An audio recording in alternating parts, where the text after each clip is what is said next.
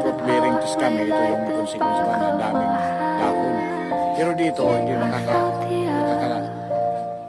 tigil yung daon kasi bumabagsak kayo dito ipunan. Yan. So yan yung bangga namin. Usaw na tangka. Meron kaming starabo. Din doon sa dulo. Buka. Then dito, yung buka doon yung namukuha na yan. Yung time ito pili. Yan. Yan, yaman ng